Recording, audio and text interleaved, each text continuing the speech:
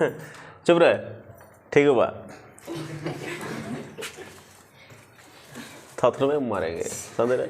Chapter 11 history part 3 है आधुनिकीकरण के रास्ते, इसको हम लोग आगे कंटिन्यू करते हैं। और कल जो हम बताए थे जापान का राजनीतिक व्यवस्था, जिसमें हमने आपको शोगुन के बारे में बताया था, तोकुगावा परिवार, उनका शासन 16-3-1867, साथ में आपको और थोड़ा आगे जब ले गए तो दैम्यो का बात बताए थे, दैम्यो की राजधानी एदो के बारे में बताए थे। ये सारी बातें हम कल बता दिए थे। उनके आगे हम लोग आगे और बढ़ते हैं कि 16वीं शताब्दी में 3 परिवर्तन हुए, उसको बताए थे क्या आपको हम? 3 परिवर्तन नहीं बताए थे। तो यहाँ लिखा है कि 16वीं शताब्दी में, कल आपको क्लास जब ले लिया था तो उसको बताए थे कि 12वीं शताब्दी, एक 16वीं शताब्दी और एक 17वीं शताब्दी, ये 3 शताब्दी के बारे में पढ़ना है, जिसमें हमने 12 पढ़ लिया, 16 अभी पढ़ेंगे, उसके बाद हम लोग 17 पढ़ेंगे। तो 16 में क्या है कि जैसे ही 16वीं शताब्दी के मध्य तक, 16वीं शताब्दी के मध्य तक क्या हुआ, कुछ परिवर्तन हुए जापान में। जापान को विकास करने के लिए, जापान को और आगे बढ़ाने के लिए 3 परिवर्तन हुए। याद रखिएगा, वहाँ पर 3 परिवर्तन हुए और तीनों परिवर्तन को हम अभी यहाँ पर देखेंगे। जिनमें से पहला जो परिवर्तन हुआ वो किसानों के लिए हुआ था। 3 परिवर्तन में पहला था किसान। कहते हैं कि किसानों के हाथ से हथियार को छीन लिए गए। किसान का काम है कृषि करना, खेती करना, एग्रीकल्चर संबंधित है। उस समय किसान जापान में, जब 16वीं शताब्दी के पहले में, किसानों को हाथों में थे तलवार, जबकि होना चाहिए हल, होना चाहिए उसके साथ बैल, उनका एक खेत जहाँ पर वो खेती कर सके। लेकिन किसान के पास उस समय थे हाथ में तलवार। और जापान को अगर विकसित करना है, उन लोगों ने वहाँ पर सोचा था, तो यहाँ पर कुछ बदलाव करने पड़ेंगे, जिनमें किसान के पास से हथियार को छीन ले गया। हथियार के रूप में क्या था? तलवार। याद रखिएगा, हथियार के रूप में तलवार था। और ये हथियार किन को सौंप दिए गए? यही हथियार सामुराई को सौंप दिए गए। सामुराई, कल मैंने आपको बताया था कि सामुराई एक वर्ग है। कैसा वर्ग है? योद्धा वर्ग। योद्धा वर्ग कल लिखाए थे। और योद्धा माना युद्ध करने वाला। इससे मतलब युद्ध करने वाला तो क्या रखेगा? हल थोड़ी रखेगा, वो तो तलवार ही रखेंगे ना। और इनका कल बताए थे किस कुल से थे ये, किस जाति से?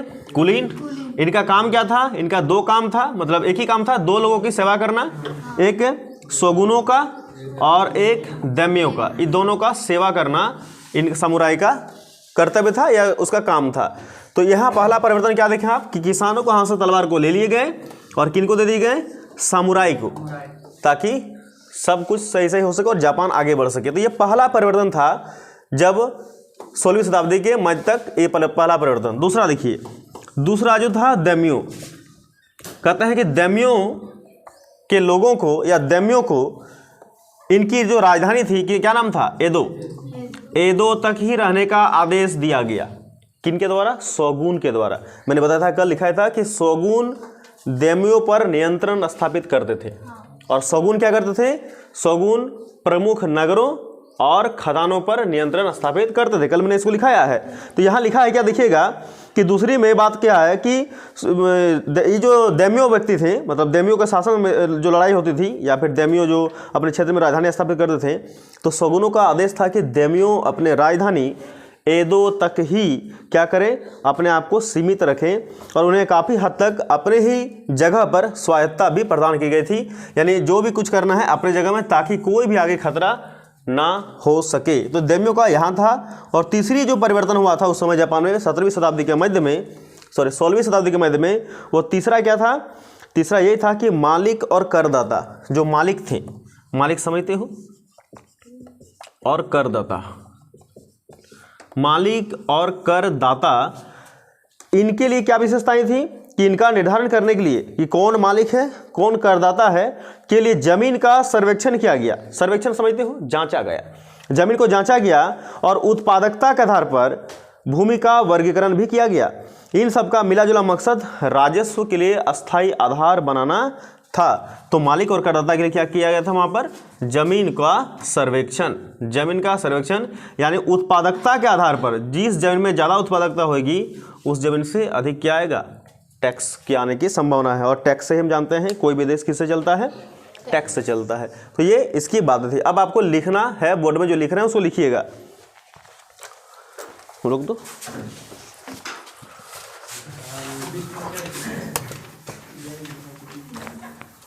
देखिए यहाँ पर सुनिए, जो मैंने बताया था वहाँ इसको लिख के दे दिए हम आपको कि 16वीं शताब्दी के अंत में या मध्य तक 3 प्रमुख प्रशासनिक परिवर्तन हुआ और उसके होने से जापान विकास होगा। ये भी निश्चित था, एश्योर था। और तीनों का परिवर्तन यहाँ पर लिखा गया है, जो हमने समझा वही लिखे गए हैं। पहला परिवर्तन क्या था कि किसानों को यहाँ से हथियार, हथियार का अर्थ होता तलवार, हथियार ले लिए गए और सामुराई को दे दिए गए। यहाँ पर हथियार और सामुराई, मैंने दोनों का मतलब समझा दिया। सामुराई को क्यों दिया गया, सामुराई कौन थे, ये हमने समझा दिया आपको।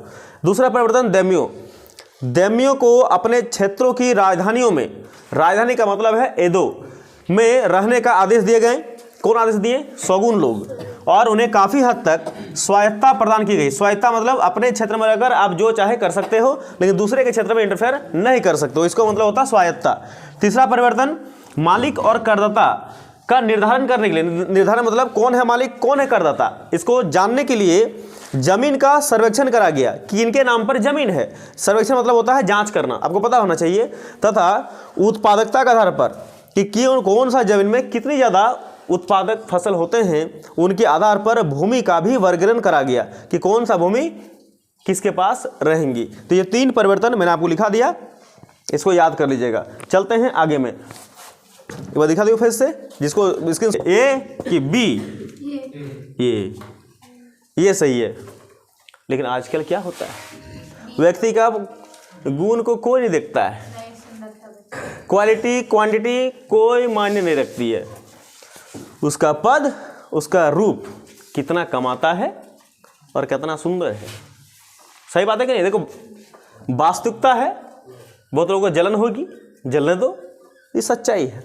जापान में कहें कि जापान में व्यक्ति के गुण की पूजा होती है, उनके पद या उनके रूप की नहीं। लेकिन इंडिया में व्यक्ति के गुण की पूजा होती ही नहीं, उनका रूप और उनका पद देखते हैं, टैलेंट का कोई कदर ही नहीं है कि नहीं। सही बात, यहाँ पर यही होते हैं, देखते हो नहीं है, जिनके पास सरकारी नौकरी है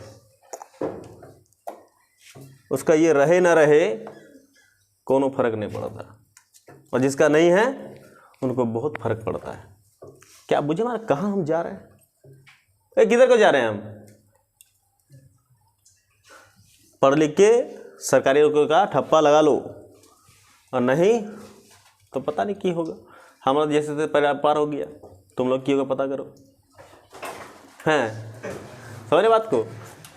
सरकारी नौकरी जरूर लीजिएगा, अगर दुनिया में अपने आप को बनाना है तो सरकारी नौकरी एकदम निहायती जरूरी है, और उनके लिए आपको लगन मेहनत पढ़ाई दोनों सब साथ साथ करना पड़ेगा। नहीं तो यहाँ रूप रख के बहुत लोग घूमते हैं। सत्य की विजय होती है लेकिन देर से। सत्य परेशान दोनों हो सकता है, सत्य परेशान हो सकता है, पराजित नहीं, कभी न कभी उसकी जीत होगी ही। इसलिए इनको याद रखिएगा। जापान में वही कहा कि जापान में व्यक्ति के गुण उसके पद से अधिक मूल्यवान समझे जाने लगे, तभी जापान को आज हम लोग क्या बोलते हैं, एक विकसित देश बोलते हैं, विकासशील नहीं। हम लोग का इंडिया विकासशील है और पता नहीं कब तक वो सील लगा रहेगा। शहरों में जीवन संस्कृति खिलने लगी और यहाँ पर नाटक कला को प्रोत्साहन दिया गया। आपको जानकर शौक होगा, डर जाओगे जानकर एक बात, क्या बात, कि यहाँ के लोगों को, ध्यान सुनना, यहाँ के लोगों को ना एक चीज़ का बड़ा शौक था। किस चीज़ का, जिस चीज़ का आपको शौक नहीं है। किसका, पढ़ने का। यहाँ के लोगों को पढ़ने का बहुत मन था, बहुत शौक था। कैसे, इस बात को कैसे बोलो, सुन लो। कहते हैं कि यहाँ पर लोग, हम लोग घर में अगर हम लोग को नाश्ता करने के 10 टका देता, 20 टका देता तो क्या करते हैं, नाश्ता करते हैं। या फिर हम लोग घर में किताब खरीदने के लिए अगर पैसा दिया जाए या कोई अच्छा चीज़ को जेरॉक्स करने में पैसा दिया जाए तो हम लोग क्या करते हैं, उसको करते हैं, उसको काम किस दूसरे काम लगाते हैं। यार यहाँ पर मास्टर को पैसा देने के लिए भेजता घर में, वो पैसा मास्टर को नहीं मिलता है, सब नहीं देता है, नेक्स्ट डे को देंगे। कहा कि अभी 5 दिन है ना, फाइन नहीं लगेगा, 5 दिन है अभी, वो काम दूसरा काम लगा देंगे, दूसरा काम आएंगे। यहाँ देखो आदमी को सुन लो कि अगर यहाँ पर बोलते हैं क्या, जापान में माँ बेटे को बोलते हैं कि बेटवा जाओ नूडल खा लेना, नूडल समझते हो ना, कर ली, जाके नूडल खा लो, तो यहाँ का बेटा, जापान का बेटा नूडल नहीं खाता है, क्या करता है, उस नूडल के पैसे से जाते हैं कहाँ, डायरेक्ट जाते हैं लाइब्रेरी, और लाइब्रेरी से क्या मिलेगा? लाइब्रेरी में नूडल मिलेंगे, बुक मिलेंगे, और बुक को उन्हीं पैसे से लेते हैं किराए पर और पढ़ते हैं। और हम लोग के इंडिया में नूडल खाने के पैसे देंगे तो नूडल नहीं न खाएंगे, कोका कोला पिएंगे, ठंडा पिएंगे, थम्स अप पिएंगे, और अगर थोड़ा सा कोई दूसरा लाइन पर है तो फिर दूसरा लाइन में चलेंगे। सही बात को मैं कहाँ कहीं हो जा रहा हूँ, है ये होता है। यहाँ अगर किताब खरीदने के लिए पैसा दिया जाए तो किताब नहीं खरीदेंगे, काहे? मोबाइल में तो सब देख ही रहे। यहाँ पर एक बुक का अगर मैं यहाँ सजेस्ट करूँ तो बुक को कोई नहीं लेंगे, लेकिन मोबाइल के एक नया मोबाइल निकलेगा उसके लिए जिद मचा देंगे। नहीं दोगे कमरे आपको बंद कर लेंगे अपने आप को, नहीं दोगे तो छत के ऊपर खड़े हो जाएंगे, नहीं दोगे हम जा भी नहीं करेंगे, मोबाइल दोगे तभी काम करेंगे। यहाँ पर अलगे लेवल में लोग खेल रहे हैं, वहाँ पर देख रहे हो किस लेवल में खेल रहे हैं। बच्चे नूडल ना खाकर किताब को ले रहे हैं और वहाँ पढ़ रहे हैं। हम नहीं बोल रहे, किताब में लिखा हुआ है सारा चीज़। तो यहाँ लिख रहा है, देखो, एदो में लोग नूडल की कटोरी की कीमत पर किताब किराए पर ले सकते हैं। वहाँ पर पढ़ने का इतना शौक है वहाँ पर इसलिए वहाँ पर अच्छे अच्छे होनहार लेखक, होनहार कवि और होनहार लोग भी वहाँ मिलते हैं। इससे यह पता चलता है कि छपाई वहाँ पर किस स्तर पर होती थी और पढ़ना कितना वहाँ पर पॉपुलर था, लोकप्रिय था। क्योंकि जापान क्या है, एक अमीर देश समझा जाता है ना, अमीर देश। तो इसको हम लोग करते हैं, पहले यहाँ तक आपको लिखाते हैं, फिर आगे चलते हैं। इसको यहाँ तक देख लीजिए, जो अभी बताया उसको लिख लीजिए। यहाँ पर थोड़ा रुक दीजिए, सुनिए, उसको लिखिए। हो गया? देखिए यहाँ लिस्ट में लिखा है हम कि 17वीं शताब्दी के मध्य तक जापान का एदो नगर विश्व का सबसे अधिक जनसंख्या वाला नगर बन गया।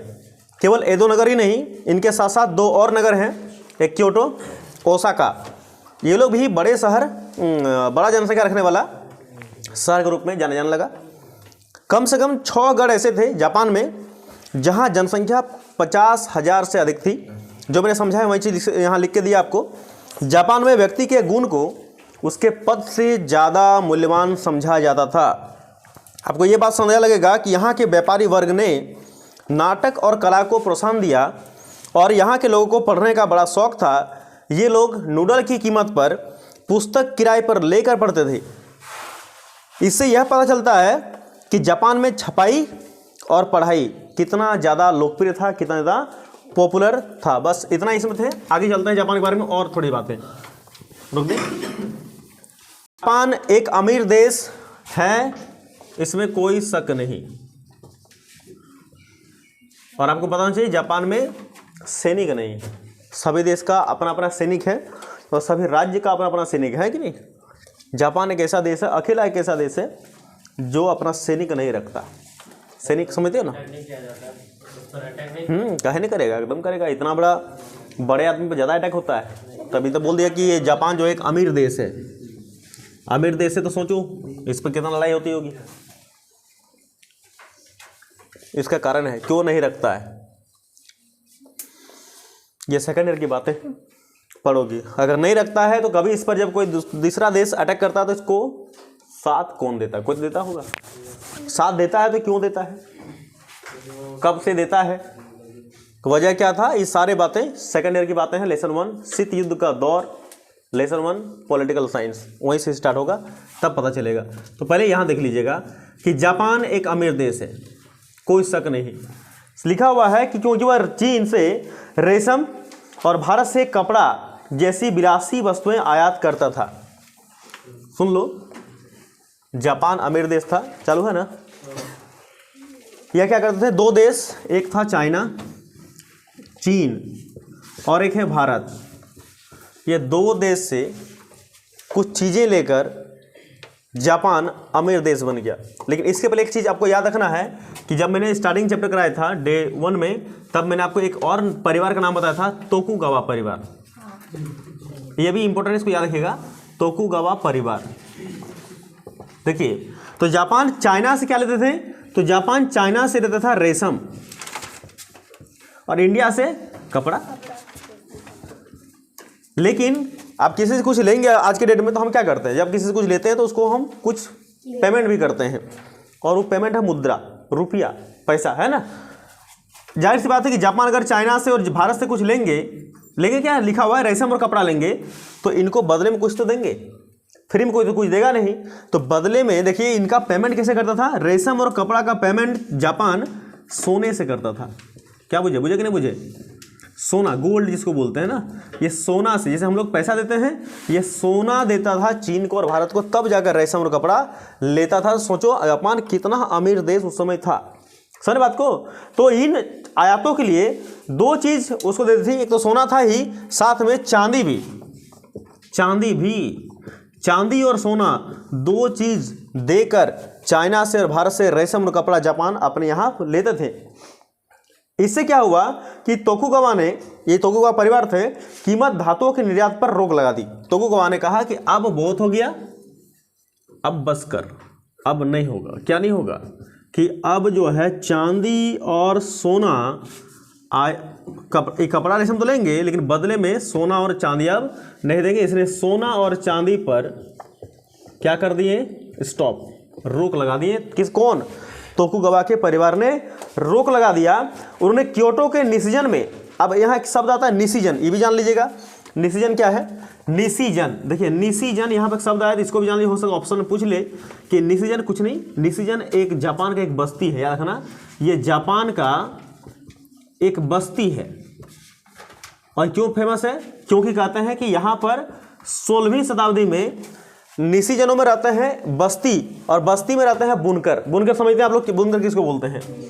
16वीं शताब्दी में 31 परिवार था बुनकर का। सुन लो, 16वीं शताब्दी में निषिजन बस्ती में 31 यानी 31 परिवार थे 16वीं शताब्दी में। आप इस बात से अंदाजा लगाओ कि 17वीं शताब्दी आते आते यहाँ पर यही 31 परिवार कन्वर्ट होकर 70,000 लोग यहाँ पर बन गए। इसलिए निषिजन यहाँ पर नाम आया हुआ है कि निषिजन में रेशम उद्योग के विकास के लिए भी कदम उठाए जिनमें रेशम आयात का कम किया जा सके। निषिजन का रेशम दुनिया भर में बेहतरीन रेशम माने जाने लगा, क्योंकि यहाँ पर रहते थे कौन? यहाँ पर सबसे ज़्यादा लोग रहते थे बुनकर। याद रखना, यहाँ पर लोग कौन रहते थे? यहाँ पर रहते थे बुनकर, और बुनकर बिनता है। तो कहते हैं निषिजन का रेशम दुनिया भर में बड़ा पॉपुलर था, बहुत ज़्यादा फेमस था और बेहतरीन रेशम माना जाता था। मुद्रा का बढ़ता इस्तेमाल और चावल के शेयर बाजार का निर्माण जैसे अन्य विकास दिखाते हैं कि अर्थतंत्र नई दिशाओं में विकसित हो रहा था। क्यों? अब बोला कि मुद्रा का मांग होने लगा, क्योंकि सोना चांदी अब रोक दिया गया, तो इसके बदले कौन क्या देंगे? तो अब आएंगे मुद्रा। भारत की मुद्रा क्या है? रुपया। चाइना का युआन नहीं है, और कुछ है रेनमिंबी। चलते हैं आगे। तो ये चीज़ वहाँ पर देखने चल लगा।